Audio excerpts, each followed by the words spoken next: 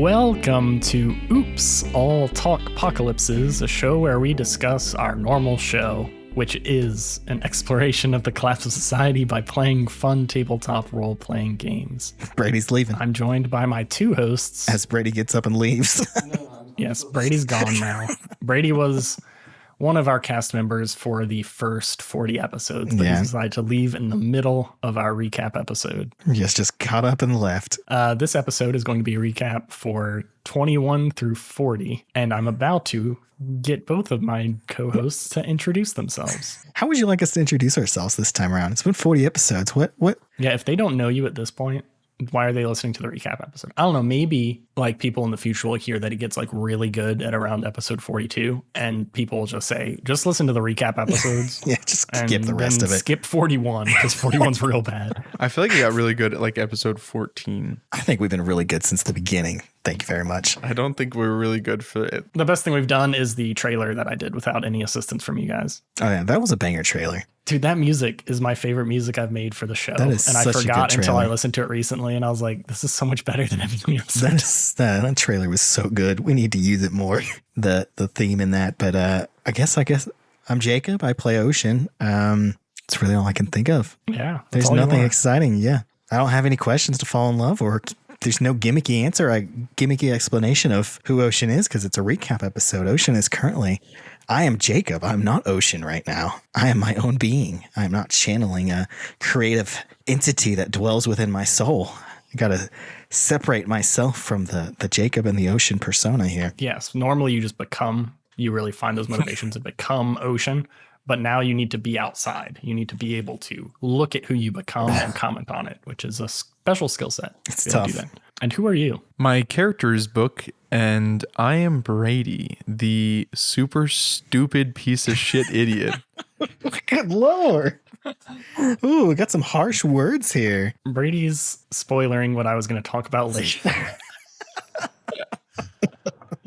No, we have some self-esteem issues on this podcast. Not self-esteem, just self-talk. My self-esteem is fine. My self-talk is not great. So do we want to start with the recap portion of it? Last time, what we did was have Stu ramble on for like 8 minutes, recapping every single thing that happened. And it was terrible. I think we should count up from 20 to 40, and we each take turns trying to remember what happened in the episode based on the title. Based just on the title. This isn't fair because I know everything that happened in every episode. So every perfectly, third one will be accurate. Okay. Which will keep us in line. I like this idea. It sounds fun. Start us off so that we have a baseline of accuracy. Okay, so you know how stuff goes. Okay, so this string of episodes, just to frame it a little bit, the last episode from the first 20 group, so episode 20 was Pompeii, which was kind of the big action episode where you guys went and assaulted, well, you got assaulted within Crandall's tower. Yeah, that was a great episode. Which seems like it was so long ago. And that was followed up by episode 21, the first in our scope today, which was Korobeniki, which is the Tetris song.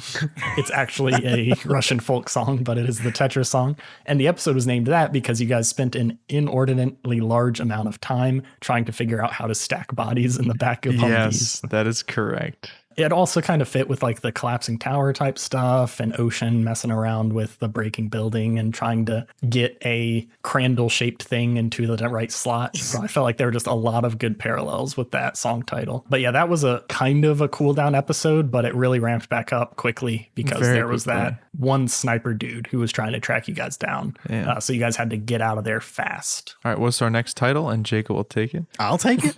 Yeah. Oh, That means Brady doesn't remember it. Oh, Stu's gonna have to explain the music choice for the title choice for a lot of these. No, you have to say what you think it was, and then Soul will correct us. Well, I mean, this one's really easy. This episode's called "The Spider and the Lamps," and if I remember correctly, this is the one where, when trying to escape, we navigate through the long dark and we run into a big scary spider monster. I really liked that one too. I thought that was a fun one because it was like that combat didn't go at all how I expected it to go. And it was probably Brady's funniest moment when I described the horrific spider coming down when only Book could see it, and then Book radios, or when only Ocean could see it, and then Ocean radios him to let him know, and Book picks it up like, "Hey, how's it going?" And it's like, oh, there's a horrific spider above me. We're about to die. It was creepy enough, like with the weird babies Jaegering around the mama spider. Yeah, I loved that. That was pretty much the entire episode. That was just that spider Yeah, interaction. little spoiler. I drew the fuck out of that, and I've been working on coloring it for like a year. Ooh, yeah, you showed us the work in progress drafts of it, but I don't think we ever saw the finished product. That's because it's not finished. That's episode 22 is an interesting one for me because it's so tonally different than I think all the rest of our episodes. Because I think most of our episodes, our conflicts are, with people and AI entities. And I think towards in the beginning, we had like some more like monster fights, but Spider and the Lamps, it's kind of just a pure scavenge through the tunnels and fight a big scary monster kind of thing. Yeah, I think it was the most apocalyptic our podcast has ever been. At least the most that has really knelt into like the creepy crawly monster creatures. Yeah, I think we should try to do that more. Episodes like that. I like them a lot, and I think I'm better at it than a lot of the other stuff. Other like human combat. I don't know anything about guns and close quarter combat maneuvers, so I'm not as good as describing that, but I can really describe how a Jaegered mama spider will ooze poison onto your shoulder, or how its babies will burst out when you hit it too hard and their eyeballs will pop from the pressure differential when they bite into your blood. Ugh, so gross. Yeah, that stuff I got down, but like reloading a weapon, can't describe that. We should mention The Spider and the Lamps is a Forgive Durden song from a weird pop punk concept like rock opera album he did that is very good, especially if you're me and you're 14. I don't know who that is or what that It has song guest is. vocals by Max Bemis, the lead singer of Say Anything. Oh, interesting. Your favorite band of all time. Yes, my favorite band. What's the next episode, Brady? Episode 23. Our next episode is Hospital Food. I got things to say about this episode once you're done recapping it. Specifically, things viewers have to say about this episode. Oh, interesting. I'm excited.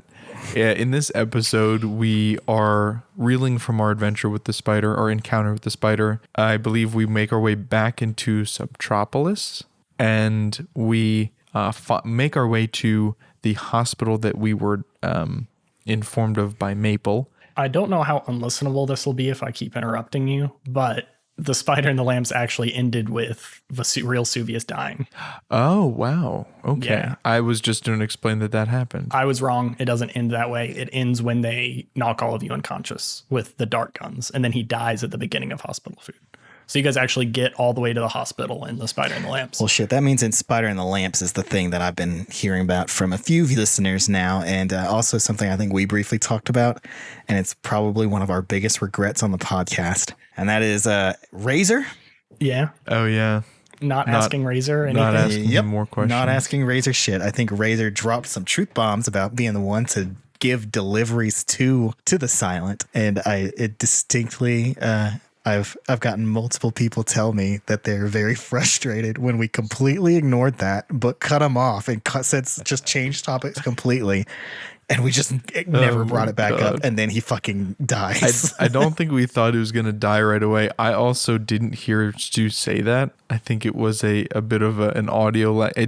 Stu edits everything so that it happens in a nice listenable way. But I think me interrupting Stu was kind of an input delay situation, and I didn't catch his words because I was talking when I was supposed to be listening to them. I think you heard me, but I don't think you listened to me. Yeah, I didn't process it because I didn't even realize Kelsey actually pointed it out to me, and I was like, oh man. Sounds like you're pointing a lot of fingers for somebody who missed the same piece of information. No, I'm including myself in that too. And I said we never brought it up because I was sitting there with you listening to the conversation too. It was actually the reason he lived and or I didn't have the name Razor even figured out at this point.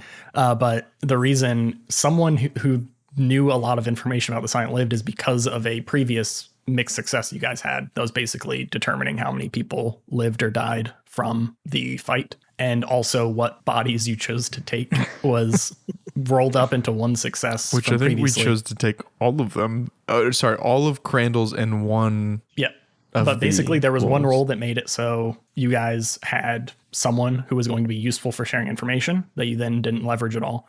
And then it made the downside was the one body you took was just a normal human body. Oh, At that okay. point, you could have grabbed like a silent body that would have had like weird robot parts, or it could have been like one fully robot one. Damn. Instead, I was like, I think it'll be hilarious if they just get a dude. Oh man, you just fucking mess around. gaslit our asses. We get Daryl from Kentucky. Yeah, I was so confused when we started dissecting him, and then there's nothing wrong with him. I was so confused. But that's all I had. Kelsey pointed out, and then I've had two other people pointed out to me about their frustrations with us completely ignoring Razor. So I thought it'd be a funny thing to bring up. Everything you would have learned at that time, you will eventually learn. It'll just be more like at episode 50 instead of at episode 22. Damn. That's fun. Maybe we can keep these guys that we just rescued alive long enough to get information out. They're a good option. Yeah. But I'll stop and I'll let you keep talking about hospital food. Yeah, hospital food kicks off with real Vesuvius, our long lost short-term friend, getting struck down because he couldn't stay the fuck still. After that, we get captured by the hospital of folks who have a lot of vegetables, hence the name of the episode, Hospital Food, which is also a song by somebody, probably. The eels. It's a song by the Eels. When we're in that hospital, Book and Ocean experience UV light for the first time, I think, and as well as carrots and vegetables, and it's a pretty earth-shaking experience, but we also have all of our items taken away from us, and it's pretty spooky. What they were, so they're actually a threat from the kickoff session, basically from the stuff that is baked into the setting. They were the life cult. Really? They were the life cult who had figured out how to cultivate. Were they cannibals or not? That comes into play in the next episode, Ball and Chain, which I think is it your turn? Or It's is it my your turn. now? Your turn. Yeah. Oh, that's great, because I have a lot of words to speak about this one. Oh, is this the one where we've ruined most of your plans? Ball and Chain is first a Social Distortion song, super good song. Is it titled? Because is this the episode where I kicked the guy in the nards? Yes, that is why it is called Ball and Chain, plus Hell yeah. all the like kind of chain type references to Ocean being connected to this thing. This is where Ocean super failed a bunch of roles to interact with the AI. Yep. And he failed a psi roll, which was really fun because that doesn't come up much. And I got to take control of him for a short period of time where he completely hacked into this reactor's system, while Book had some very out of character meanness towards one individual for no reason. Yeah, We have argued about this, or at least Stu and Brady have argued about this many a times while we're recording. Book and Brady was so upset at this guy for no reason. This guy was literally just like, hey, you're not supposed to be up here. Let's get you back down. Book. And you're like, I'm going to kill this guy. My head canon is that Book got really mad that a teenager didn't listen to him. The intention of that character, first, there's two important things from this episode. One, I never got the payoff for a joke that was Eeny, Meeny, Miny, Moreland, which were differently named characters. So you guys only met Meany and Moreland. I don't think I would have gotten I wouldn't have joke. either. I would not have either. That's too good of a joke for me. Yeah, you guys didn't get to meet most of them because Ocean killed them all through the power of nanobots. But also the intention for this episode, this one got kicked off in a fun way because you guys were already separated into clearly thematically different situations. So my plan coming into it was going to be Ocean is mostly probably going to stay in the reactor room and try to communicate with this AI, figure out what's going on, and make some like hard decisions, maybe learn some stuff about his past, while Book was going to do more of a sleuthy exploration. He was actually going to get some help from Meany, who was going to kind of guide him through the hospital so he could learn some new places and figure out if these people were cannibals or not, which my thematic grouping for that was supposed to be Ocean's in one place where this AI is telling him these people are cannibals. These are bad people. You got to kill them. While Book is out exploring and figuring out, ooh, this may be true. This may not be true. That would have been so cool. That would have been so good. That would have been so cool. But I failed my roles with We Meany both failed. Yeah. And Ocean failed his roles with the AI. Yeah. I did really like how it went though, because it let me be probably the most aggressive with failed moves, whereas I literally killed everyone except Crandall. Yeah. Well, you Meany did stuck kill on the roof. Crandall and Meany, but we just so happened to Ocean Save them. Yeah. You just got your healing move before that. Yeah. So it was like perfect timing to be able to save everyone. So it was very good. That was I liked it a lot. My favorite part of that episode is convincing Meanie to go inside to see if he drops dead and trying to convince him that we'd be able to help him. If he did. That was also, I would say, uncharacteristically risky with human life. Yes, that is true. Yeah, I think that episode definitely, I think, had the most painful consequences of die rolls. Yeah, I think Book was high on carrot. He'd never had vitamins before. You were on a vitamin high and acting a little crazy. Yeah. These episodes had a weird combination of music because for some reason I decided hospitals should have elevator music in them. And I spent way too long figuring out how to make elevator music. And then for when everything went shitty, I just took the same song and made it really creepy. But then I didn't like it, so I made it way too quiet in the episode. I didn't even know there was music in that episode. I'll be 100% honest. I've never been in an elevator with music. I have. That can't be true. I have never noticed music. I've always been in silent elevators, like hotels, hospitals. Hospitals don't usually have a lot of music playing. I'll be 100% No one honest. wants to hear some cheery Hospitals tune are silent and fucking, yeah. Jacob knows. Oh, yeah. They're terrible. Terrible places. Yeah. Dreadful. I don't know if we should talk about it with this one or the next one. No. Wait, so where are these musical elevators? Everywhere. Yeah, they're all over the place. Have you been to a mall before? Yeah. I've never been in. I guarantee you there was music in that elevator. Malls have escalators. Any kind of higher end what hotel fucking elevator are you taking in a mall? You've clearly never been to say there's nice plenty malls. of malls with elevators. What the fuck are you talking about? I think every Actually, single that's mall. not true. has a I have been to malls with elevators, but they were glass and there was definitely no music. So next episode. Whatever. Fucking nerd.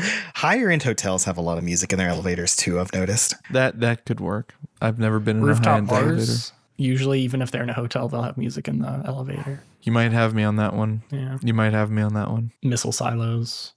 I have been in a missile silo. It's no joke. In a submarine. It's pretty cool. Who's talking about Deus Ex Machina, Miley's favorite title? Brady's up next. Good. I think this was my idea for a title. Yeah. This is where we escape the hospital and more or less we don't get any information that's useful to us.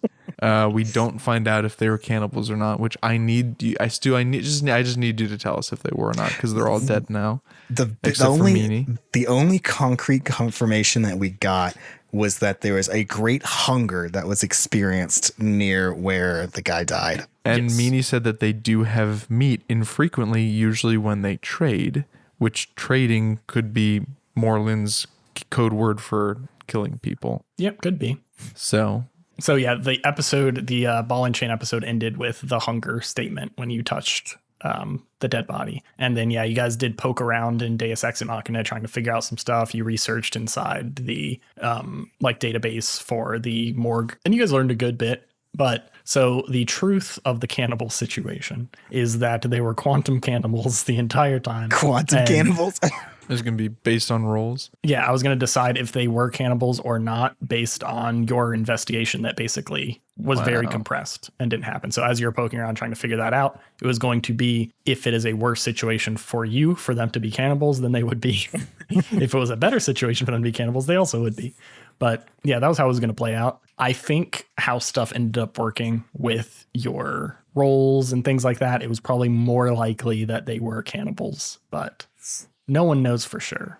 Damn. I'm really upset that we didn't get to go with your original plan because Book has never really gotten to investigate anything. I mean, like, there's been mysteries that we've been following in the long term, but we've never had like a good sleuthing episode. For that episode, we got a question if there was a nanobot fart cloud canonically. And I think so.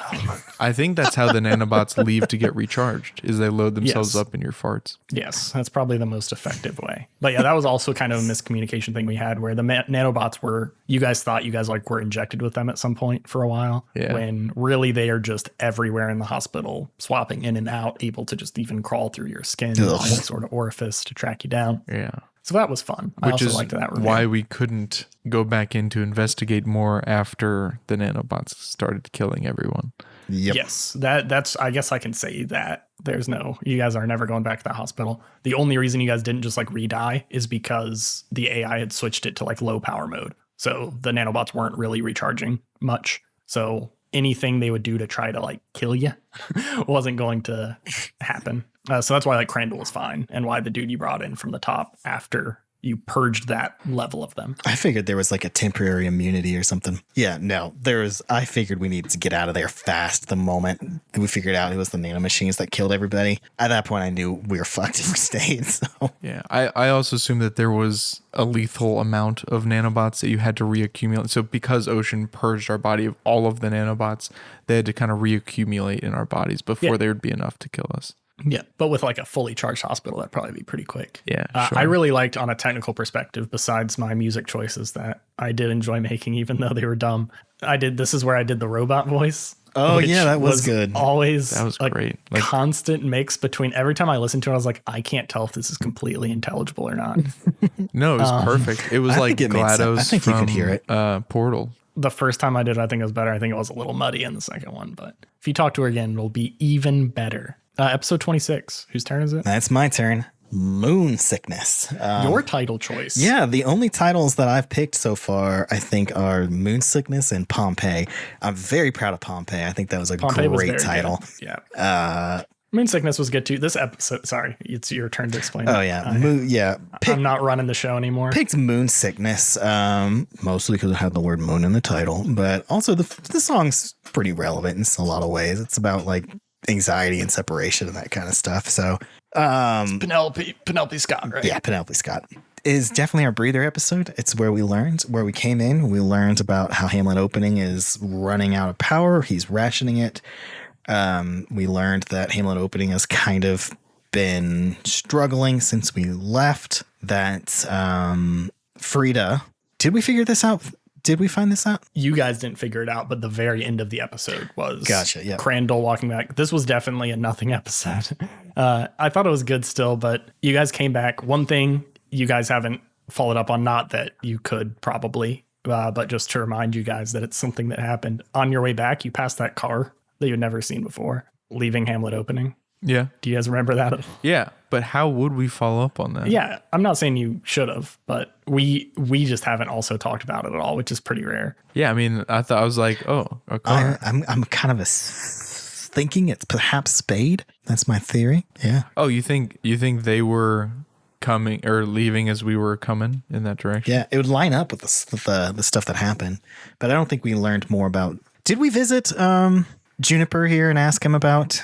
No, you guys intentionally tried to stay away from everyone. Yeah. So you really didn't learn literally a whole ton here, yeah. This whole episode was you driving to the town and visiting your own places briefly and doing some quick trade with the caravan. Yeah. This is where you got back your spider in good form. This is where you not opened your mind. This is where you did things speak to the mirror and learned more about it and heard Book's parents talking. Mm-hmm. And this is where Book traded away the full collection of Narnia in order to get a new cane scabbard. Yep. And maybe something else. Yeah.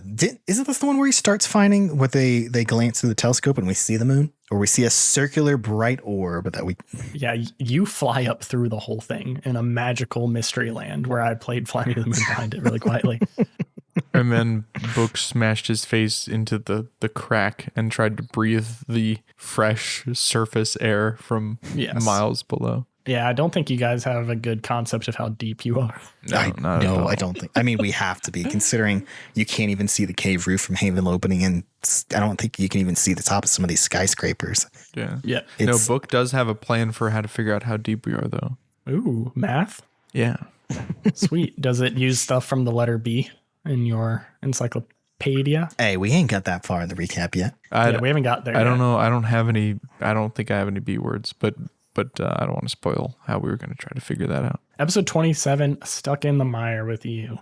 Well, good title. I think this was the one we actually talked about the most and was just mid at the end. Stu went back That was and a good forth. title. Stu and I went back and forth a ton on this. I think Jacob also threw some out there. I had some really funny ones that were worse titles, I believe. I wanted to call it, I think, Fire in the Flood. But there wasn't much fire. No. But this is where you guys first head towards the stew. So this is where you meet Cowtools. Oh, no, I wanted to call it Mire and the Flood. And that's how we got stuck in the mire with you. Yeah, I did a ton of puns. Yeah. And ended up with this one. But yeah, this is where you met Cowtools. This is where you made it to the stew to begin with. And we started our good mucky journey. I think it was a fun little arc in general. I think it was a great arc. I think it was a nice little self-contained arc too. Yeah, as we were doing it, I kept feeling like we weren't going anywhere fast enough. But when I re-listened to it recently, I was like, actually, each episode was like pretty action-packed, pretty fun. I think it's probably some of the most action we've had in an episode, because I know the first one, Stuck in the Mire with You, is this the one where we are falling through the caves and the spider gets stuck and then we almost drown? And yeah, and yes, this is where Book takes the plywood and gets speared with the rusty shrapnel, and you guys start heading towards the top where you shoot your harpoon in and you realize that the ceiling is actually some sort of crazy amoeba creature as it squelches in, and you have to zoom away. And it ends with you guys getting wedged in the big chasm as all of the water flows out. So it sets you up for a very good how do we get out of here situation. Which is our next episode. Yeah. Pull Me Under. Not much to say about that episode. It's just I think it's just a solid one. Yeah. Isn't that the one where you break my arm? No. I think Pull Me the Under. next one. Yeah. Pull Me Under is when I break your arm. So Pull Me Under is we get stuck. Book tries to do some what do you call it when you're not fast roping, but rappelling. Yeah, he tries to do some rappelling to figure out how we can to help Ocean drive the spider out of the crevasse. Instead, we draw attention to ourselves, get fired upon by a boat of raiders. Book ditches and jumps into the water below. Can't swim. Book cannot swim, canonically. So he starts to sink. Ocean does some fancy driving and some fancy fighting and uses the spider's new submersible features to do a whole lot of stuff, including sinking their boat. He shoots a harpoon into the bottom of the boat, severs it in two like the Titanic. So fucking cool. Drives through. Saves Book, saving a dude with a giant metal thing in his leg. Oh, with the harpoon that Ocean shot in his leg, and then we come to the surface at gunpoint. And I think that's where the episode ends. Perfect. No, you nailed it. That's exactly it. When you described it, it made it sound like you didn't do anything, but you did a lot. I guess especially the beginning. Oh, yeah. You did a ton. It did sound like you're just drowning there for a while, but there were a lot of rolls as you just did continue drowning. I was drowning for a while. That may have actually been the nicest I've ever been. Yeah. With it not making you like take at least damage or something during that. But or having one of the monstrous creatures eat me. You guys were already in a bad enough situation. Yeah, that was a terrible situation. It was too cool of a perspective to lose of the battle above. Yes. My big takeaway from this episode is that this is the most terrified I've ever been at losing the spider. Like, that thing was fucked up by the end of this episode. The last two episodes together just fucked up my poor baby. I don't know what the title's a reference to. Did I come up with it? You must have. Under that's a student name. Under tiny dancer. That's the only thing. I have no fucking idea what the title comes from. Probably just a relevant song or something. I mean, it's definitely appropriate. Is that a song though? It has to. It has to be a song. Listen, ladies and gentlemen, Stu and Jacob are so obsessed with music that they will shoot down the best episode titles I've ever come up with because they're not song names. Was it from Pull Me Under by Dream Theater? Maybe? I think that is one of the most popular Dream Theater songs, so I may have done that. It is the number one Dream Theater song, so yeah, okay. But that's the one. But what is it what was the episode title that you're salty about us shooting you down, Brady? I have a list of them. He's got receipts. Okay, we'll bring that up, I guess, after we finish the recap. Yep. You can roast us alive. Snapping and Trapping. Tell us about this excellently titled episode. Snapping and Trapping takes place right after we got pulled up from the surface. Right after the chaos of the last episode. Starts off with us at gunpoint in this tense standoff. We somehow defuse the situation by breaking Book's arm and healing it back together again. And I guess that they trusted me enough to heal the guy that got impaled, and we shipped them on their merry way. And then we sailed over we used the tunnels, right? We climbed up. Yep. We marooned the spider somewhere, climbed up through the tunnels, and made our way to the whatever the name of that settlement was. Did it even have a name? Nope, didn't have a name. Didn't think it ever got an. It was just a little rocky seashore. I think this episode, this episode's interesting to me because we don't kill anybody. We saved all the people that we previously probably were murdering last episode. Yeah. And then this episode, we saved them both and we got nothing in return for it. Nothing. Hey, they didn't try to kill you. That was nice of them. That's true. They spread the word of our feats. Yeah, it kept all the other bandits away from you. The title's an Outcast song featuring a young killer Mike killing it. Super good verse. The next episode is my favorite title and Brady's least favorite, which is Treviva La Vida. Which I didn't understand, and I still don't know that. Trivia La Vida. What was trivia? So good. Trivia La Vida. Half the episode was us playing the trivia game. So I Yeah, just it was went the with start that. there was that trivia. Oh yeah, that trivia when we No joke. I think Okay. like 30 minutes of that episode was us playing the dumb trivia game in the That beginning. was a very fun intro. because I think we didn't have enough recorded for a full episode, so we were trying to make sure we had a really nice long intro. Yeah, but we did that with the fun crossover from the GG Level Up guys.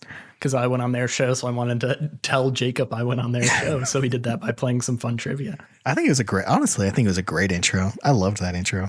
That was super fun. That episode may be I said it before, but this may be actually the most nothing episode where you guys show up, you start some negotiations for the weird device you found, seeing what you can trade off of it, trying to get everything repaired.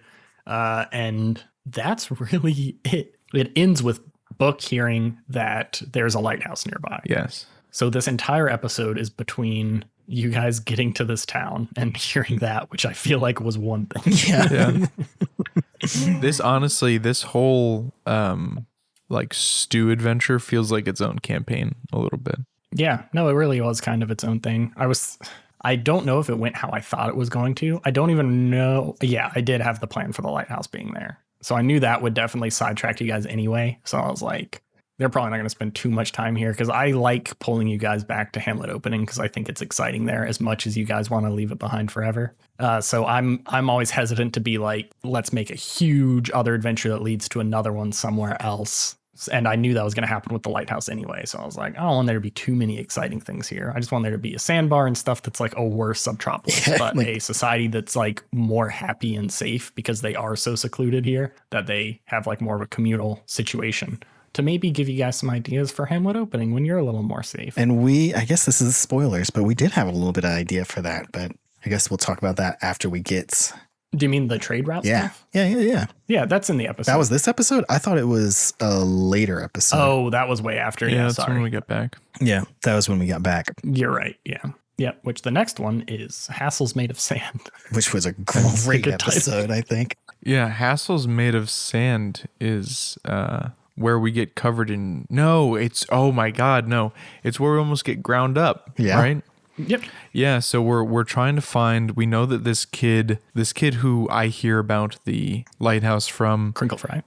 nobody believed that he went, and so through a little bit of sleuthing, we actually did have a little bit of sleuthing. Yeah. Book kind of put together that he took his camera and went to take a picture of the lighthouse to prove that he'd been You there. actually had a sudden revelation while you guys were truffle hunting. Yes. Which was the new pig arc of Ocean for a bit there. But while you guys were like failing at it, and all of a sudden you're like, wait, I realize what's going on. Yes. Yeah, I realized that the camera was missing because he took it to prove that he'd been to the lighthouse, which was maybe my smartest moment in this podcast. So we start rushing to catch up with the kid, and we don't find him, but we do find a pit made of sand, and Book, being the curious cat that he is, gets them into a tricky situation, suspended over a bunch of grinding gears with Crinkle Fry, who was swallowed up by the pit, and we're able to rescue him. And I think the episode ends with us seeing the lighthouse at a distance for the first time. Maybe, or it might have even been right before that when you guys were just kind of safe. Yeah. But I told Crinkle Fry I would take the picture for him, so he gives me his camera. Yes. It's kind of for this area, these next few episodes, there's a big question I had. Or I guess not a question I had. Something I feel like you guys didn't explore, which is funny to me. But so you eventually realized it actually wasn't this episode. It may have been the next one or the one after that this room was very similar to one of Ocean's visions. Yes. And in that same vision, there were these like crazy tentacle things around the outside of the walls. And in this room, you guys never looked at the outside of the walls. I described it as you being unable to see them as they were completely shrouded in darkness and the light was only illuminating this pile of sand in the middle. And you guys, and then I was like, it seems safer to go around the outside. And, and we went Book was like, I go through to the middle. So you guys actually don't know how different the walls in this room were to his vision. Oh, yeah. Because when we came back. And you'll never be back. Because, when we came back through it, we didn't check the walls. We just. Yep. You went right through the middle again because he told you it was safest to go a little to the side, to the left. Yeah, I think the hard part about that is that we had two visions where there were things moving in shadows on the wall. Yes, that is true. I'm not even necessarily sure if I necessarily put two and two together that this was the tentacle vision, because I think there was another vision just very similar. We put it together that the next room was the vision about the things moving in the dark. I don't know that I put together that it was the tentacle room either. No, you guys remembered it was the sandy room. I think you may have said it very briefly, Brady. You're like with the tentacles on the wall, just like in one little sentence. Yeah. But yeah, it was the main part of the vision was a child's face half covered, and that was you found the kid in the sand. Yeah. Oh shit! So it was a future vision. Maybe, I don't know. What do I look like? I think I've said actually that exact phrase, so it was a future vision. I think we did have this revelation at some point. Interesting. Yeah. I never put two and two together there. I guess I need to reconsider how I think about Ocean's visions, because I just have it associated with that they're my past. They're associated with my past. But yeah, but I will say in that original vision, the spider was with you, and I was very concrete about that. I was like, the spider is in this vision when I gave it to you. That is, which was also weird at the time because you're like, wait, I have the spider in the vision? Yeah.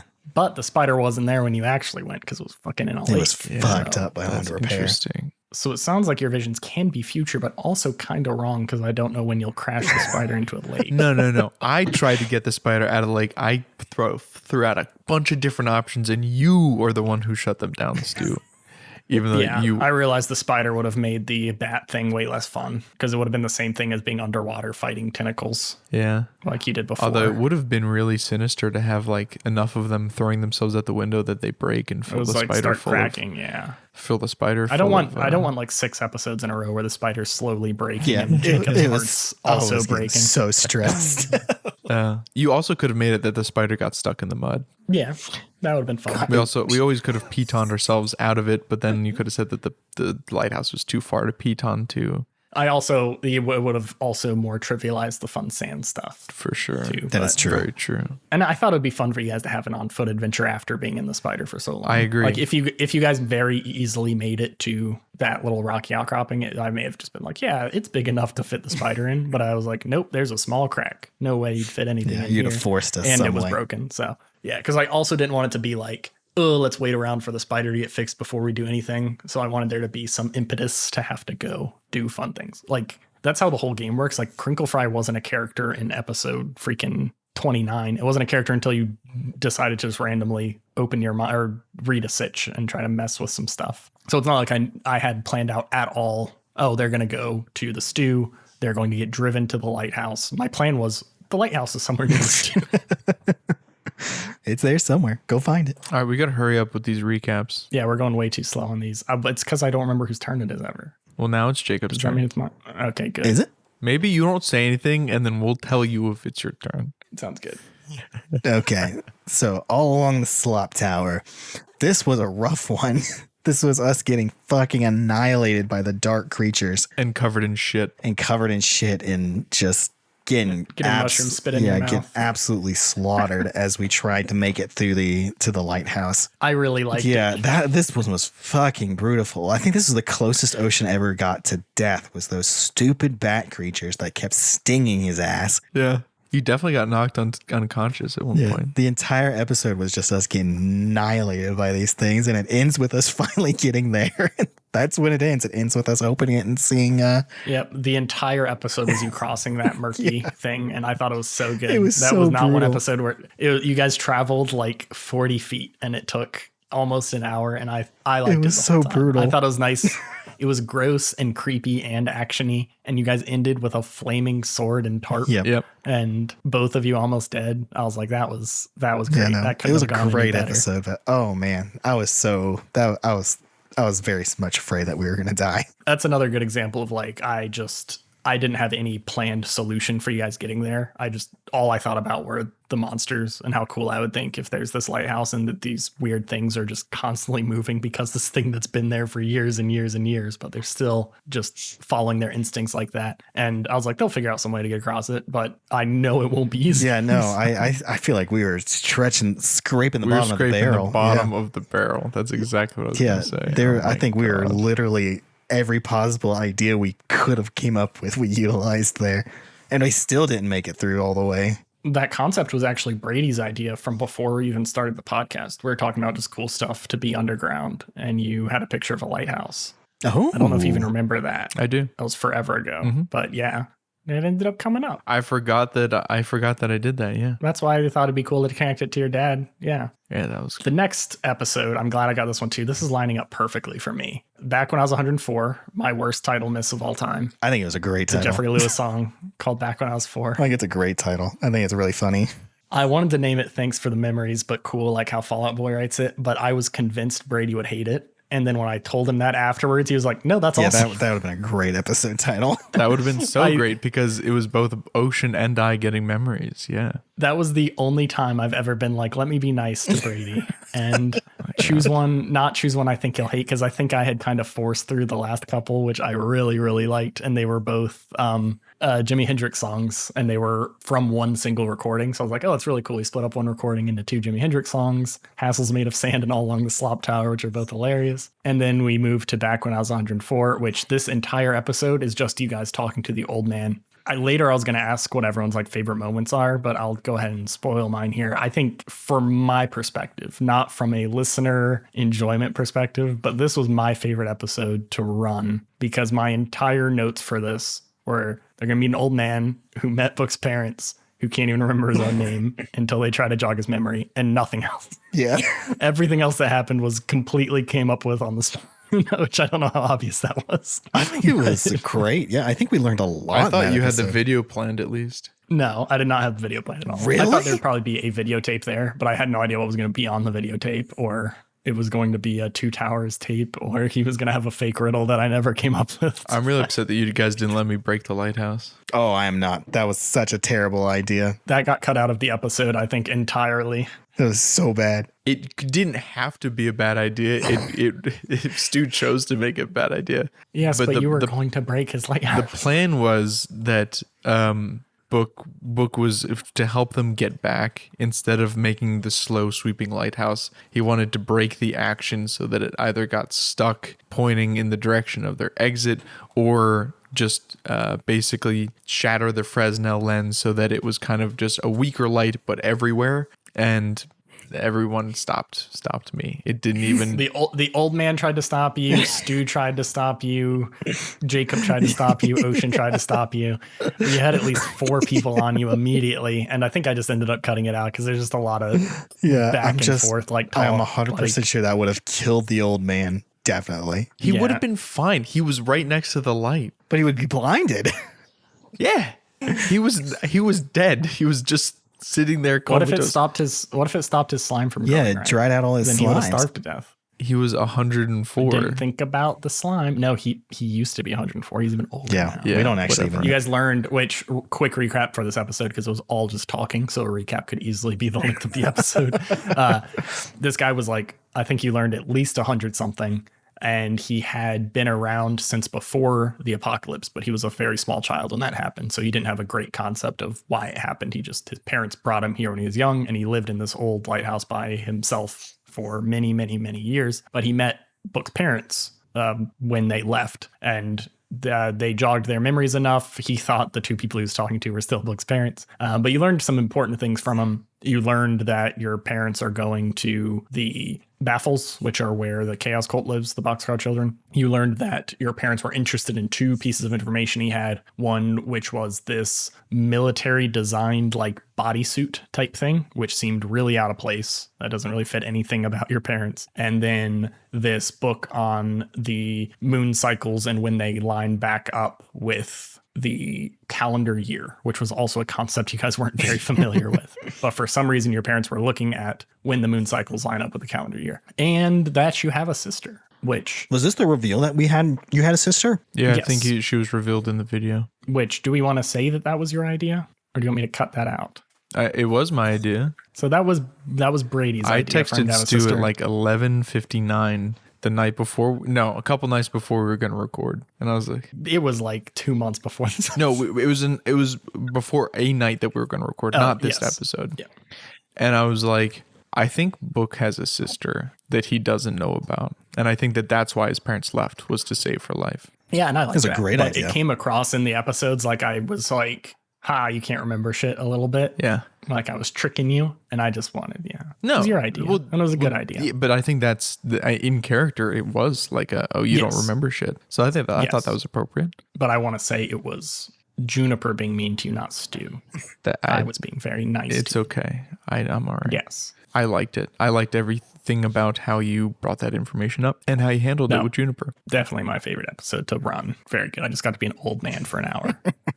My dream. It's a pretty good old man impersonation too. Not just an old man, an immortal old man, which is your dream. My dream. My dream is to be an old man who just eats slime and watches Miss Congeniality 2 every day. Yeah. So the next one is Why'd You Only Call Me When You're Dry? Why'd you only got me when you're dry? Oh, which is another Arctic Monkey song. another great episode title. This one we make our way back to the community of the stew, and the old man helps us escape. We get out through the way we came.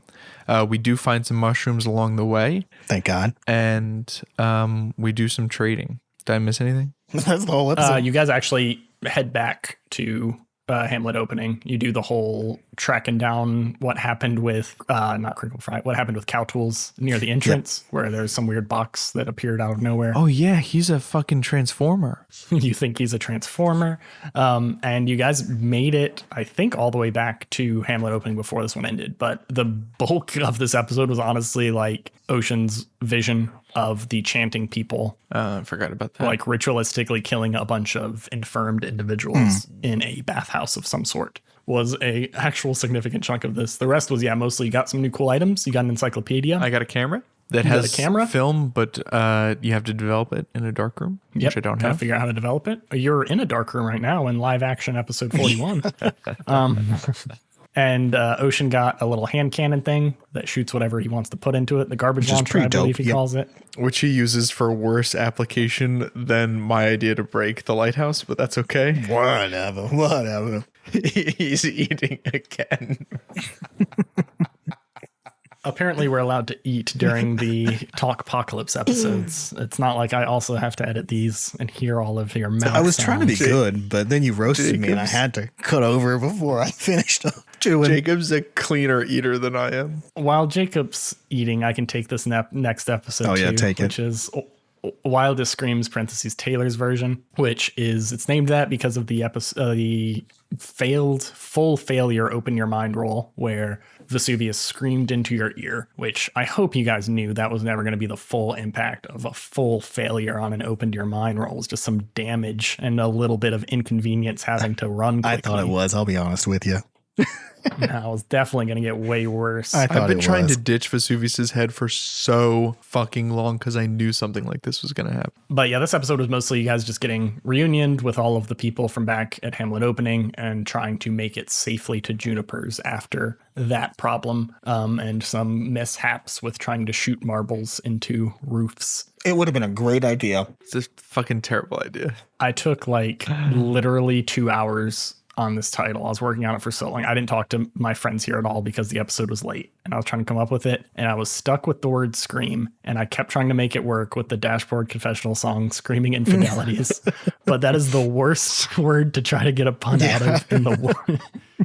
I think at some point my idea was screaming immesinities. It's terrible. For dial-up It's sounds. a terrible title. Yeah, it was really bad. And it literally, I had something else. I came up with like a mid one that wasn't a Screaming Infidelities pun either. And as I was uploading it, I just changed the name to Wild Which I think is a great The last title. second. Wildest Screams, Taylor's version. That's such a good title. That is up there with Hurt by Nine Inch Nails, I would say. Tell us about pool chopping. I think Brady. Or let's go back to Jacob Yeah, since we'll you go back. skipped him. That'll set us back up in the original proper order. Yeah. This was mostly us trying to escape from the situation we were in previously, right? We were running away from the crowd of people that were building up from the Vesuvius Scream, got recognized by some of Hickory's men, and then they started coming in to investigate us. We made it to Juniper's place because we wanted to talk to him about everything that's been going on. Didn't meet Juniper, ran into Pistachio Jones instead. Pistachio Jones basically had a pretty confrontational chat with him where he kept saying he wants us to come with him and that we need to turn ourselves in, and we kept trying to be like, no, we got stuff we got to do, and then we fucking broke a pool table over his ass. Hence the title. The titular pool table. Jacob should know the title reference for pool chopping. Is it? Oh, it's some sweet IH, right? Yes, Illuminati Hotties. I think second Illuminati Hotties reference too. So good band. Go listen to them. Do they have a song called Pool Yeah, Chopping? Pool or is it Hopping. Pool hopping. Pool hopping. That Yeah. makes more sense. I do like the Illuminati Hotties. I should listen to that I song. love Illuminati's. This episode also went on to include you guys making it to the top of Hamlet opening. And it specifically did because I remember I did a Johnny Hertz and Crandall thing Oh my that you guys God. called in and listened. I thought that was during the stakeout. The one with all the sound effects was this episode. my You guys called him back like 3 times during the God, stage. yeah. But yeah. Oh. This was the one with all the weird sound effects. That was, I think, the funniest moment in our podcast ever. Me talking with myself. Yeah, it was those two characters talking was so great. Oh, yeah. Yeah, you guys deciding to team them up was definitely a really, that really was good such idea. a good idea. Genius. Two absolute narcissists. Much like me trying to get rid of Vesuvius's head for a long time, I did try to throw it in the pit, the sand pit, to stop the gears. That's true. I've been trying to get rid of Vesuvius. Even though I like Vesuvius a lot as a character, I just feel like it's going to bite us in the ass. I have wanted for so long to do a stakeout from the spider from the roof of Hamlet opening or Subtropolis. I think this is the second time I suggested it, but I've wanted to do this for so fucking long, and I was so excited when I saw the opportunity, and I was like, how can I convince everybody to do this? I want to inform / remind you guys about how Sway Someone works. Because I feel like it comes across as me ignoring your role and being mean to you every time it happens. So the real power behind Sway Someone, which is when you're just trying to convince someone to do something, is when they give you that compromise or that thing that they need from you, they have to go along with it no matter what. So you know they're not like betraying you, lying to you, anything like that. When you make that role and I give you the, okay, if you do this thing, I'll go along with you. But most of the time you guys don't like that thing, which is intentional. But I think it's important for you guys to know that like, I have to, it can't be them lying to you. I see. Makes sense. Does that make sense? Makes sense. So It that makes it much more like it's a really strong move, but I feel like every time we've done it, you guys have just been like, oh, well, I don't want to do that thing. So Yeah, because most of the time the options are terrible for us. No, I think we did follow it when we initially went with Pistachio to the courthouse. yeah, a while ago. Mm-hmm. Yeah, Way there back. were just a few Sway Someone roles in the episodes we've gone through now that like ended up feeling like wastes of time. Not like bad, like it was boring content or anything like that, but they just didn't go anywhere, which I never like. Yeah. I think if you guys knew the power of forcing me to do something, because there's very few times in the game where you know. No, that's very good to know. I did not know that. Stake Me Out is the stakeout episode where we we all had a lot of ideas, I think, for like how we wanted to the stakeout to go, and I think it was we had a lot of really good ways of kind of combining those ideas. I really wanted to try to lure Frida out. Jacob, I think you wanted to talk to Frida. I wanted to steal the tape. I think the stakeout episode is just us watching, and Frida draws back on the giraffe smiley face and then goes back in and changes, right? But we see them in Hickory's room. Anyway, I thought it was really, I thought it was really good. I thought it was kind of a very fun stakeout energy. I loved that we kept sending Johnny Hertz out to do stuff for us, and I just kept picturing in my head like us watching from above as he scurries out, and then scurries back in. So I thought that was really fun. That was fun music. I actually made that music for our Halloween episodes that are the best thing we've done. That's Oh still my haven't been God, they're released because so of some fucking technical good. issues. Yeah. But We'll talk yeah, about that that song later. has existed for a long time, and I was like, this is a perfect opportunity. Yeah. And Johnny Hurt's having not stealth mode. What did you call it? Sneak Sneak mode. mode. Sneak mode. Oh my god. It's just him in a hat. So When he funny. enters sneak mode. With the giant hat. Very good. Very funny. Very sharp. Very smart. And that one ends with us deciding, you know what? Fuck it. Let's go invade Hickory's place, right? Yes. Yes.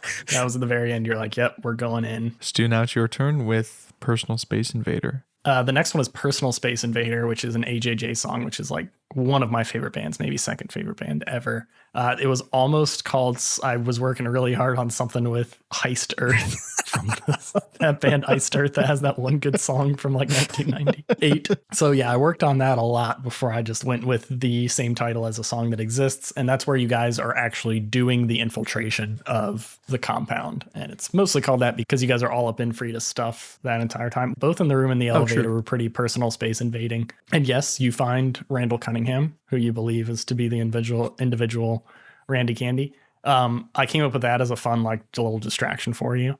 And I didn't come up with a real name for him yet. So he's just named after one of the best Vikings players of all time. I knew I recognized that somewhere. But I thought that was a fun episode. I liked jumping back between you guys. I always love opportunities for that where you guys are separate, but we can keep going back and forth, which the more exciting version of that was the next episode. So this was a good start to that. It was a good lead up to they're it. in separate It was places. a nice build up, I think, to the shit that goes down in the next episode. Yeah. Yes. Which is Jacob's responsibility to discuss. Carousel, episode 39. We essentially have Ocean conversing with Frida, right? That was this episode, right? Because it ends with me meeting Frida, essentially realizing she doesn't feel comfortable talking here. And we set up to go for her to meet us up later. I get out perfectly fine. Book infiltrates Frida's place, he thinks the tapes, but on his way out gets caught pretty solidly by one of the Hickory's men. And after a very, very unsuccessful attempt to convince him that he is a maintenance worker, I think. Yeah.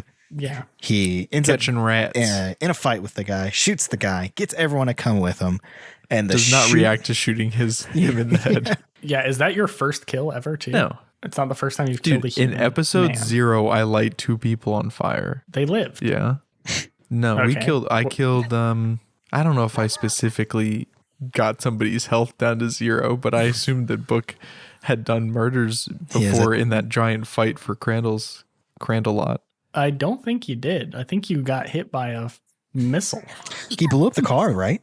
Did you blow up a car with a grenade? Yeah, I don't know. Yeah. Yeah. Okay. You probably killed some people then, but those could have just been robots. This could have been the first human with a soul that you killed. Yeah, I think once the adrenaline wears off, we might see the consequences of that, or we might not. Maybe That was a full failure on a try something challenging roll, which if you succeeded that, you were going to just be back up with Ocean, which would have vastly changed how that It would have went. changed a lot, actually.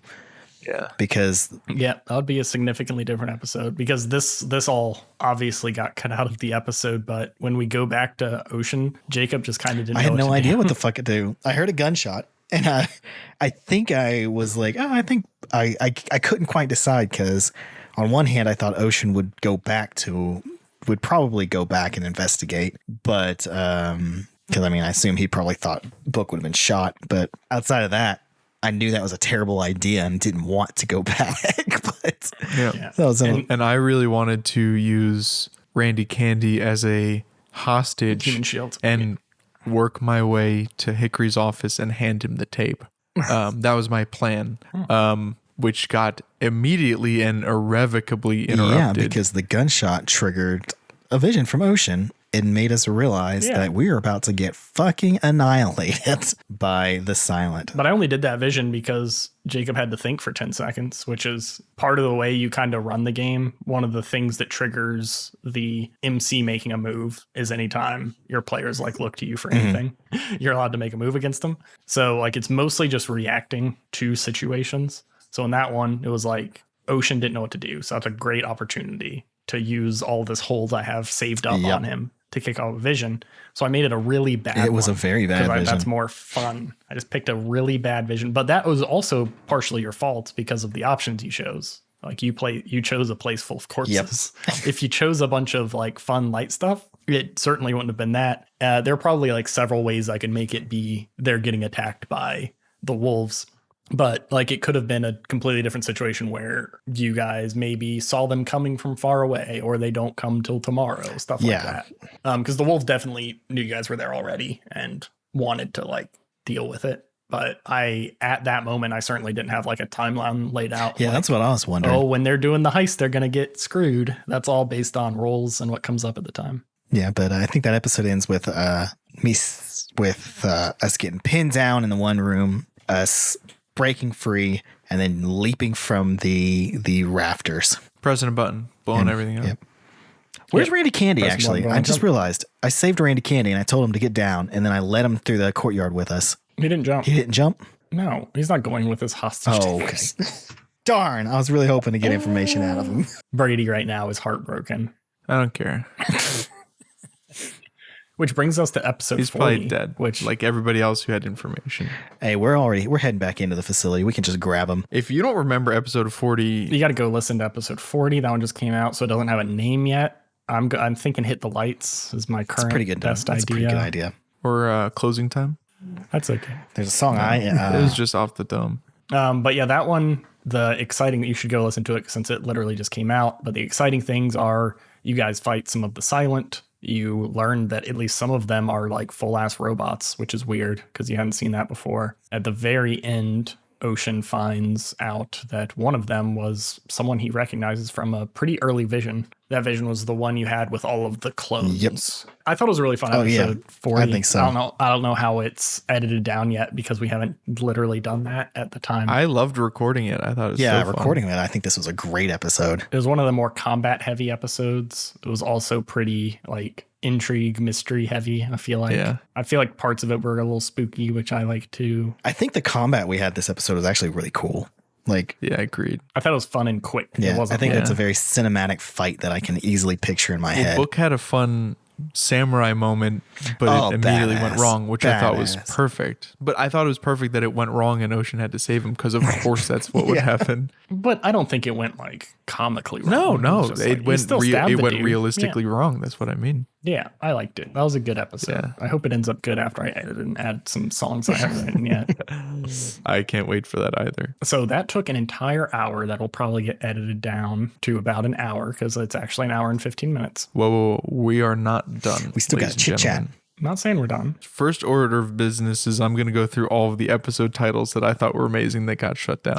Oh my God. I have a list. There's Okay, I'm only cutting all this out, but go for it. I'm going to go in reverse order because that'll make more sense and it'll help Should I jog let you people's memory. do this in silence, or should I like give just like a quick 3-word reason why they're bad as you go along? I don't give a fuck. You can do whatever you want. And you still don't realize that all of our titles are song titles or artists. But I just don't think that they should have to be song titles if there are better options out there, like Osmosis Jones and the Bile of Destiny, Well, speaking of or Quest for Crandalot, that is a great title. That is, I'll give you or that. National Lampoon's Vacation. That's funny as fuck. All right. I would never laugh at that. Speaking of think it's titles, what is all you guys' favorite and least favorite titles that we've had? And then I want to know what everyone's favorite and least favorite episode is too. The best just on a title basis. Well, my favorite is Treviva La Vida because it's hilarious. But worst. all Along the Slop Tower is objectively the best title in That this is a great title. because it's just very accurate, continues the Jimi Hendrix duet there, and it's funny. What's your least favorite title? Gotta be Deus Ex Machina, but I do think Back When I Was 104 is really bad too, to throw shade on myself as well. But Deus Ex Machina is fine as a descriptive title for what literally happens in the I episode. hated it but too. I don't think it's clever or funny or a song title. I hated it too. All right, you want to go next, Brady? Yeah, my favorite title is Hospital Food. That is a good title. Really? Yeah, because hospital food normally sucks, but in the episode, the hospital food was great. My least favorite title, I think I think my least favorite was Snapping and Trapping Snapping and trapping. because it felt the least relevant. You snapped your arm and you guys got trapped in a giant poop cocoon. I agree that's not a super good title because it's not even a pun. It's literally just the name of a song. But I really liked it because it seems very like light and breezy when you actually got your arm horrifically broken. Yeah. As a display of the magic powers of one of your fellows. Real quick before Jacob goes, we didn't talk about Carousel title at all, which is just named that because you guys are like in this constant fucking loop. And it just felt very like iterative, the jumping back and forth I really liked. And it also seemed like it was very like you were trudging in a hopeless circle forever. I thought that was like the feeling. I forgot about that title. That's actually my least favorite. Oh, man. Least favorite? No, I think it's appropriate. Yeah, I like that one a lot. It's not like funny or anything, but it's also the first Blink-182 song on their first album, or their first real album, Cheshire Cat. And super good song. Nice. But I liked it a lot. I didn't think about it much. That was pretty quick. And it was like a very exciting episode, and it's not like a super exciting title. But I liked it being like simple and word. Because that episode reminds me a lot of like Pompeii. Yep. So I thought it like fit it that well. And also, I think a carousel often has like really creepy music and really gaudy visuals. And I kind of think that fits. I like it. Okay, sorry, Jacob, for interrupting. I was just buying you time to come up with your answer. I know my favorites. Okay, so I'm lame. Unlike the rest of you guys, my favorite episode titles aren't like the puns and stuff. I think the puns are funny, but my favorite episode titles are the ones where the song ties in really well with the theme of what happens, which is lame and like which is lame and boring. But funny title. I actually like that too. Yeah, funny title. My favorite is probably Wildest Screams, Taylor's version. That's my favorite. Yeah, that's great. Humorous title. My favorite title, and I'm realizing now this is a different carousel song than what you were intending it based off of. That's okay. No, it's what Jacob says. But there's a song I really like Carousel as a title. And there's a song by Melanie Martinez called Carousel, which I think it's very fitting for the cyclical nature of all the shit that Ocean goes through and the fact that all the fights and stuff that go into it. So that was my favorite because I liked that and I liked the song. I'm reading the lyrics and I agree. Yeah. That's kind of the same feeling as. I mean, every song that's titled Carousel probably has the exact same theme, so I suspect it's probably true too. It's a great song if you guys want to listen to it. But yeah, I'll listen to that soon. Yeah, I may or may not listen to it. Least favorite title. I love Illuminati Hotties, probably one of my favorite bands, but Pool Choppin' I think is probably my least favorite title. Pretty weak. You literally did. I did literally do that. I don't dislike the title, but I really did struggle with that. That one took me a really long time to come up with a not good title, which is common. The best titles I come up with. Okay, got it right away. Got it in one. But the ones that end up being mediocre or bad, it's like I spent so fucking long on that and it's not even good. Very frustrating dichotomy there. That one was a weird one because you guys did two very different things, which fucks with my brain when I'm trying to come up with puns or what the title should be. Because I'm like, it's easy when there's one word like stuck in the mire with you, even though I don't particularly like that title. We came up with like 40 good titles. Yeah, that was like because we all had a bunch of like mire puns on there or mud puns or stuck puns that all worked well together. Because we knew the episode had to be about we're in a big mucky mess. There's a bunch of shit swirling around. We're stuck here. Pool chopping.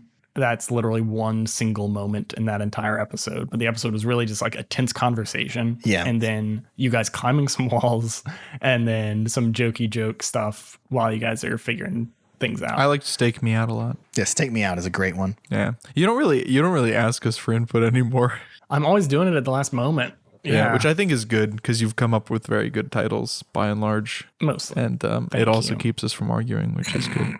What's your guys' favorite moment? I already talked about mine as being the entire episode with the old man. My favorite moment is Ocean having a vision of everyone dying and then doing exactly what that vision showed him. Yeah. The reason in my brain, the reason why it wasn't exactly the same is he actually went much faster in real life than the vision. Because in the vision, he still would have been like a little cautious on even hearing gunshots. He wouldn't want to like alert everyone. Yeah. He wouldn't just run past a dude. Yeah. That's why I specifically asked him, like, you're just going all out, right? Like, you don't care if people see you. He's like, yeah. So I was like, okay, he's going to be a little ahead of the curve than what he saw in his vision. No, I didn't take issue with it happening differently. I just thought that was funny. Yeah, that was a really good string of events. That was really fun to play and to edit. And Very stressful to play. yeah, you guys were stressed. The most stressed you all were, though, was definitely in the stew. Yes. With that, not having a good time. I think speaking of the stew, I think my favorite moment is fucking obliterating the boat with the spider. Yeah, that was so the good. catharsis for all your guys' misery, That was because so that good. was the same episode I was talking about where you guys were like struggling and like your roles just weren't fully working. You're just already in a bad situation, and then that was so good. Yeah. Such a good idea, and you rolled like perfect on it. That was some Fast and Furious shit. That was is my great. absolute favorite moment from like a pure, like as a player being like, fucking finally. I remember distinctly. That's the cool thing about Powered by the Apocalypse 2. Like, it gives me the freedom to allow that to happen instead of like something where that boat has a hit point number and your spear does a certain amount of hit points and you didn't do quite enough to kill it. So it's like, oh, that was a really cool moment, but it's not dead. So It's just, go do your next thing. Go shoot it with your gun and try to finish it off. While that one, you had a full success. So like I could have put you just like in a way better situation. Like you pull it down, you skyrocket to the top. But based on all the other circumstances, everything that's been going on, that was like clearly a good cinematic moment to end it, to have you guys be successful. So it was like, let's do it. That was a very good choice, Boom. Jacob. yeah. 10 out of 10. What was your favorite, Stu? The whole old man episode. I already Oh, said that. sorry, I missed that. Yeah. Whole old I man. didn't miss it. Very I heard fun. it, but I forgot immediately. You heard it, but you didn't listen. My brain does not work. I have ADHD, you little fuck. Let's turn the wheel around. Let's get negative here. What was your guys' least favorites moments? I know mine. You go first then if you're so quick on it. It was when I decided to kick Meanie in the nards.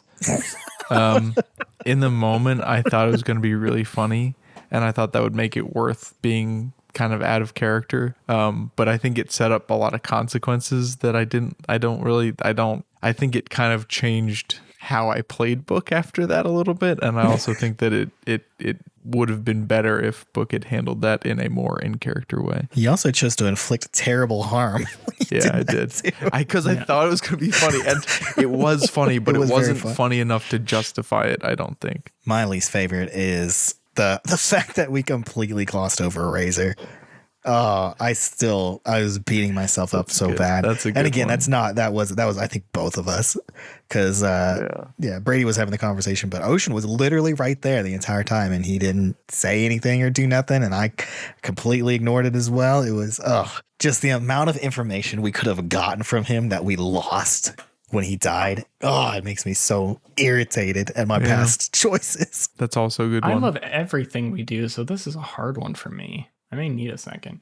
This is dumb, like this isn't even fun to talk about, but I just feel like when you failed the role in Moon Sickness, when you're getting back to Hamlet opening, there was like no real downside at all. What role was it There that we was failed? like loose gravel. There was loose gravel. Oh, that that's right. I remember Book that. got a full failure Yes. on, but like you just got superficial damage to the Jeep, and there was like nothing else bad that happened, which made me feel like the whole thing was a fucking waste of time. But it didn't like take a long time, so it wasn't like miserable. But that's my least favorite thing I did What's your least favorite decision that we have made? that you guys have Yeah. made. Oh God, only in the last 21 episodes, because before that it would certainly be breaking Spade would easily be number one by 20,000 miles. Oh, that's Breaking Spade was. I liked it. I stand by it. I think it was funny to fuck you over.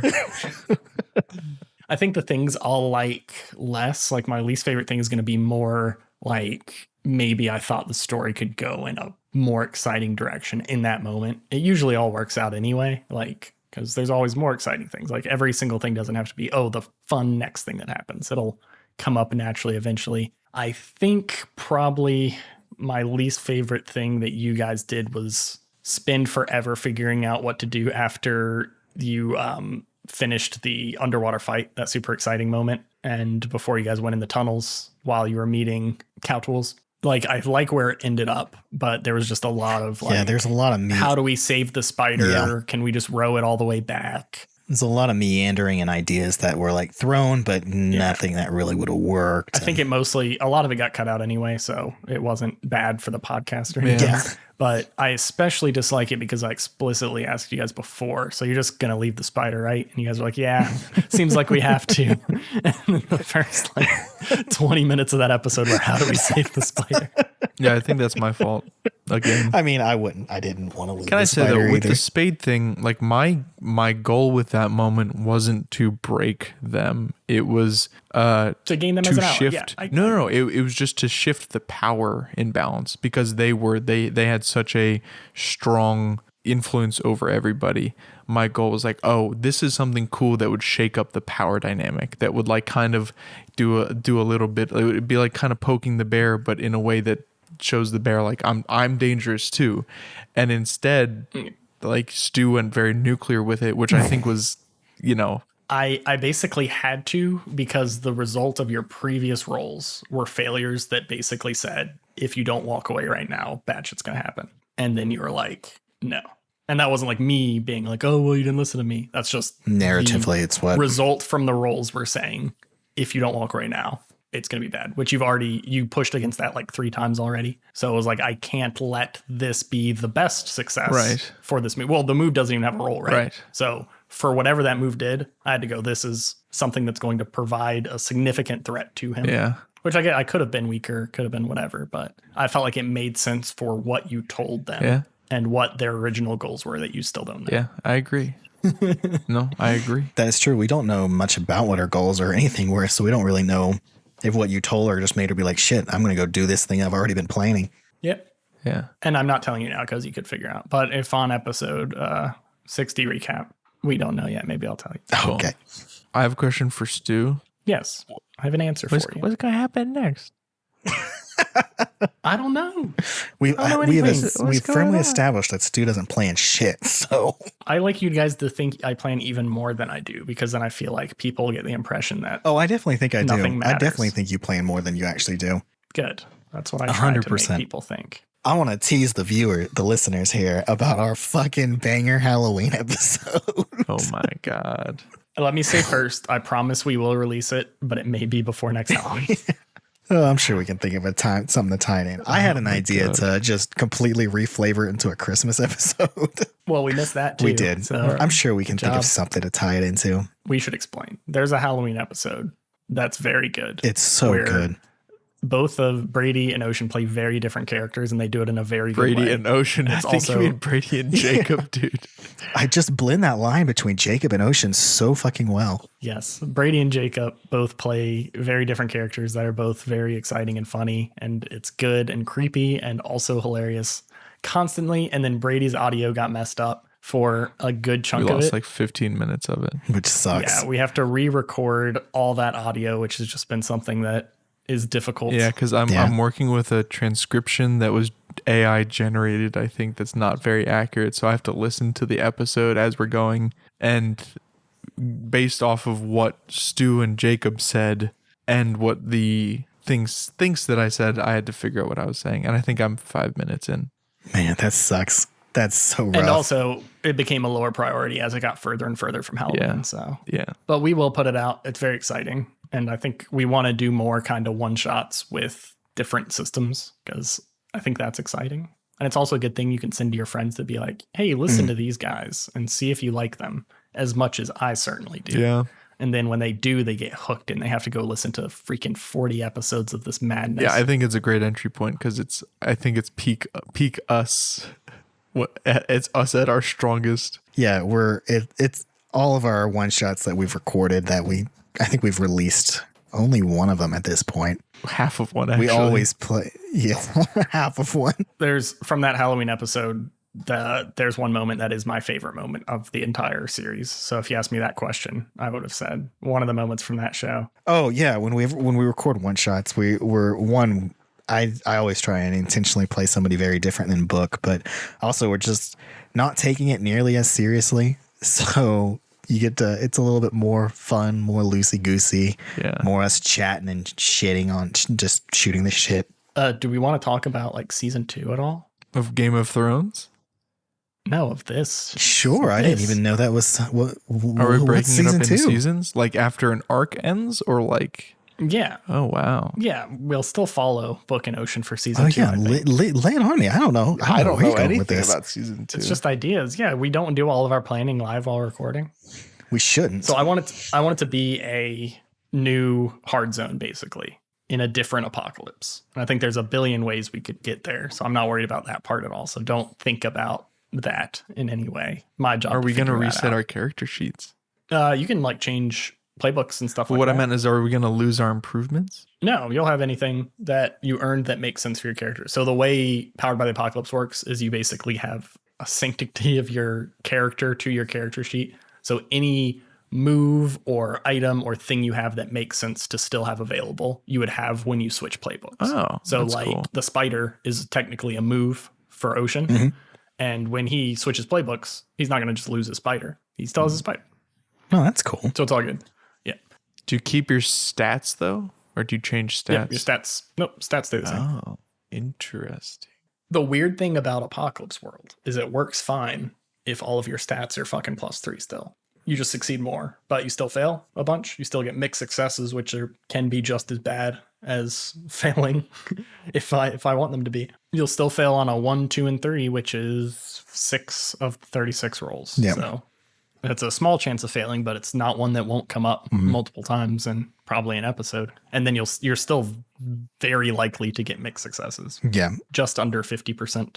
But yeah, if you guys, we obviously aren't going to be beholden to this forever, but if you guys could choose another hard zone to be in, what do you think would be interesting for season 2? The other ones are Drowned City, which is Ocean, Fallen City, which is a giant city that's dilapidated, basically, like super urbanization, kind of like Subtropolis. Yeah, I think if So we it'd probably picked a second one, it would be very much should be Not a the city. opposite of what we have right now. Yeah, Oh, there's a Frozen one, which I've actually played that. I don't know how I forgot that. that could be interesting. Overgrown one, the Poisoned Land, which I don't have a super great grasp on, but it's like marsh garbage. Sounds like a lot of the stew again, but and then Scorched Wastes, which are just normal-ish, a little more fiery than Mad Max Size Day, but still very Mad Maxy.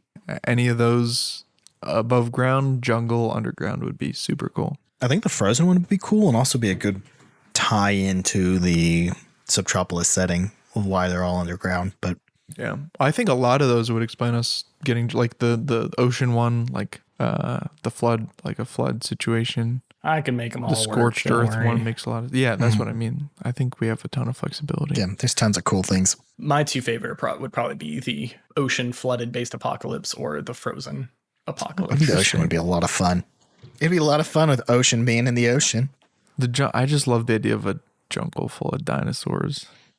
We said we would talk about what we're doing after these fall in love questions are over. Oh, We haven't talked about that yes. yet. Yeah. So now that we're done with the questions to fall in love, what are we doing next? We had that one episode where we were putting together our apocalypse team, and I had a stupid idea that we could continue that trend of kind of you see this a lot where people are like, what would you bring to a stranded island? Or what would you bring if you were stranded on an island? That sort of thing.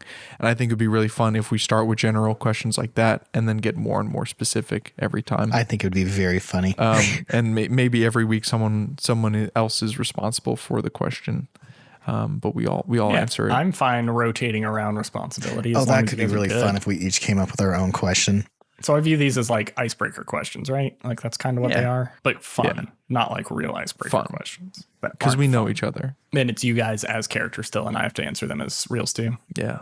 So I think the intros will be more fun than the questions nerd scientists came up with, since we'll Yeah, be those coming up fucking with them. nerds. Those dumb nerds. But we got to make sure they're not too Yeah. long. Our come up with a team question was definitely the upper limit of how long we should spend. How do we end these? Last time I think we struggled finding a dramatic way, and you just repeated the cliffhanger from the previous episode, if I recall correctly. I have no idea how we ended the last episode. You guys didn't go re-listen to the previous one right before this? You should end it with Jacob saying, I have no idea. Like Yeah, I that. have no idea how to end this. Well, in 20 more episodes from now, I can once again return to playing real Stu instead of the character known as Stu. What, Brady, you got excited? We have to a cappella make the ending theme song, and then Stu will record the outro. Oh my god. Over top of you going.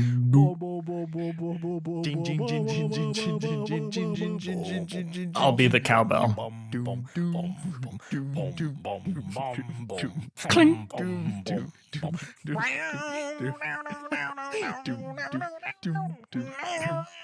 Cling.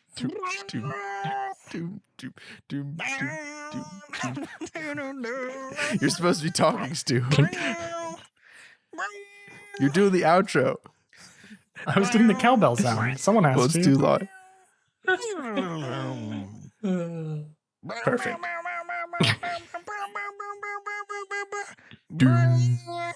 Last cowbell. Clink. Love you, bye.